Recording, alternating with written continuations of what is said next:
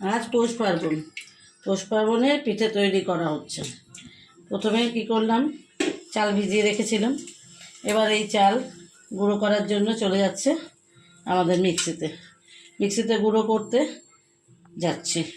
এবার ভিডিও গুঁড়ো হয়ে গেছে, একটু জল দিতে হবে, কারণ আর একটু জল দিয়ে দিলাম, একটু জল লাগবে, পুরোটা ভালো করে গুঁড়ো হয়নি, এই গুঁড়ো করে দিলাম। এই গুঁড়ো হয়ে এবার মিলিয়ে নিচ্ছি বাটিতে। মন্ডটা তৈরি করছি। এবার এই যে ননস্টিক বসে গেছে, গরম হচ্ছে, গরম করা হচ্ছে ননস্টিক। এখন আর সাজ আনা হয় না, আগের দিনে ছিল সাজের পিঠা, কিন্তু সাজে খুব অসুবিধা হয়, মাঝে মাঝে সাজ ফেটে যায়। ওই জন্য সাজটা বন্ধ করে এখন এই ননস্টিকেই সাজের পিঠা করার ব্যবস্থা করে নেওয়া হচ্ছে। এর মধ্যে কিন্তু একটু নুন দিতে ভুলবেন না, কারণ নুনটা দিতে হবে। একটু নুন দিয়ে নিলাম, ভালো করে নেড়ে মন্ড তৈরি হয়ে গেছে। এইবার পিঠা শুরু করা হবে, ঠিক আছে।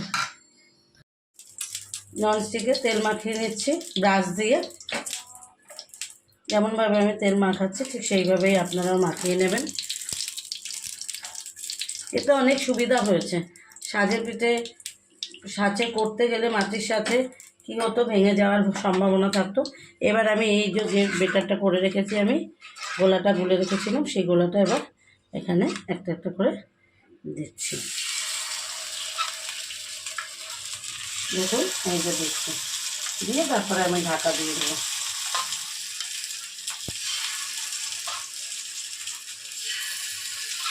দিচ্ছি,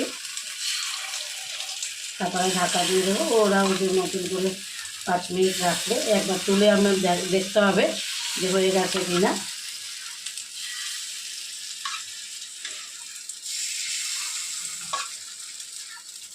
ব্যাস, সবগুলো তো দেওয়া হয়ে গেছে। মোট আছে আমার 3টে 4টে 5টা 6টা 7টা 8টা 9টা 10টা 11টা 12টা আছে। এবার আমি ঢাকা দিয়ে দিলাম। ঢাকা দিয়ে 2 মিনিট দাঁড়াবো, দেখে নিচ্ছি পিঠে হয়েছে কি না। হ্যাঁ, পিঠে হয়ে গেছে। এবার আমি একটা গেছে, এবার একবার করে উল্টে দিলাম, দেখলাম এই পেছনটা হয়ে গেছে। এবার আরেকবার ঢেকে দেবো, ব্যাস পিঠে রেডি হয়ে যাবে। নিয়েছি, থালাতে সাজানো হয়ে গেছে, দেখুন দেখতে খুব ভালোই লাগছে। এবার গুড় দিয়ে দিচ্ছি, ঝোলা গুড়। এই গুড় দিয়ে এবার এই পিঠে খাওয়া হবে। পিঠে আমার রেডি।